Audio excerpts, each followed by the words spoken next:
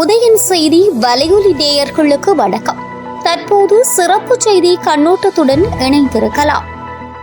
மத்தியில் ஆட்சியமைக்கு குறைந்தபட்சம் 272 நாடாளுமன்ற உறுப்பினர்களின் ஆதரவு தேவை. ஆனால் கடந்த தேர்தலில் 303 இடங்களை பிடித்த பாஜக இந்த முறை 240 இடங்களில் தான் வெற்றி பெற்றிருக்கின்றது. ஆந்திராவில் 16 இடங்களில் வென்றிருக்கும் சந்திரபாபு நாயுடு தலைமையிலான தெலுங்கு தேசம் கட்சி, பீகாரில் 12 இடங்களில் வென்றிருக்கும் முதல்வர் நிதிஷ்குமார் தலைமையிலான ஐக்கிய ஜனதா தளம் ஆகிய கட்சிகளின் தயவுடன் மத்தியில் கூட்டணி ஆட்சி அமைக்கவிருக்கிறது. எப்படியோ மத்தியில் மீண்டும் அதிகாரத்திற்கு வருகின்றோம், மீண்டும் தலைமை மந்திரி ஆகின்றோம் என்று மோடி ஆசுவாசப்பட்டாலும் சந்திரபாபு நாயுடுவும் நிதிஷ்குமாரும் வைத்து வரும் நிபந்தனைகளால் பாஜக தலைவர்கள் விழி பிதுங்குவதாக செய்திகள் தெரிவிக்கின்றன. அடுத்த 5 ஆண்டு காலத்திற்கு மத்திய அரசின் அச்சாணிகளாக இருக்க போகும் இந்த இரு கட்சிகளின் நிபந்தனைகளை நிறைவேற்றுவதை தவிர பாஜகவிற்கு வேறு வழியே இல்லை. மிக முக்கியமாக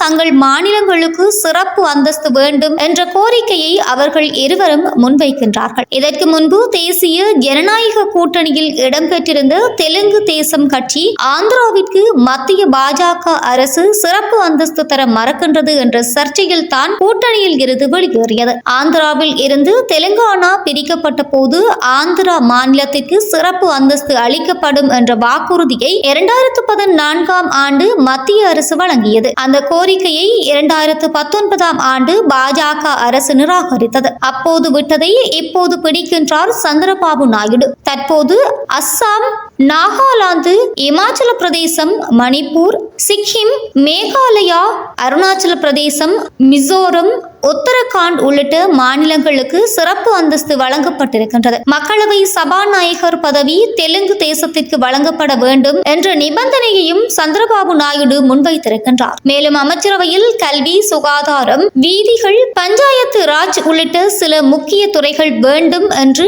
அவர் வலியுறுத்தி வருகிறார். சந்திரபாபு நாயுடுவை போல நிஷிதகுமாரும் பீகாரிற்கு சிறப்பு அந்தஸ்து வழங்கப்பட வேண்டும் என்ற நிபந்தனையை முன்வைத்திருக்கிறார். நிதிஷ்குமார் தலைமையிலான ஐக்கிய ஜனதா தளத்தின் ஆட்சி பீகாரில் நடைபெற்று வரும் நிலையில் இந்த கோரிக்கையை பாஜகவிடம் அவர் நிபந்தனையாக வலியுறுத்துகிறார். குறைந்தபட்ச பொது செயல் திட்டத்தின் அடிப்படையில் மத்திய அரசு செயற்பட வேண்டும் என்பது இந்த இரு கட்சிகளின் இன்னொரு முக்கியமான நிபந்தனை. கடந்த 10 ஆண்டு கால ஆட்சியில் பாஜக நினைத்தவற்றை எல்லாம் செய்தது. பிரிவு 370 நீக்கம் போன்ற தனது முக்கிய அரசியல் நிகழ்ச்சி நிரல்களை எல்லாம் பாஜக நிறைவேற்றியது. குறைந்தபட்ச பொது செயல் திட்டம் கொண்டு வரப்பட்டால் பாஜக தன் விருப்பப்படி திட்டங்களை நிறைவேற்ற வாய்ப்பு இல்லாமல் போய்விடும். காரணம், குறைந்தபட்ச பொது செயல் திட்டம் நிறைவேற்றப்படுவதை உறுதி செய்ய ஒருங்கிணைப்பு குழு ஒன்று உருவாக்கப்பட வேண்டும் என்பதும் இந்த இரு கட்சிகளின் நிபந்தனையாக இருக்கிறது. அடல் பிஹாரி வாஜ்பாய்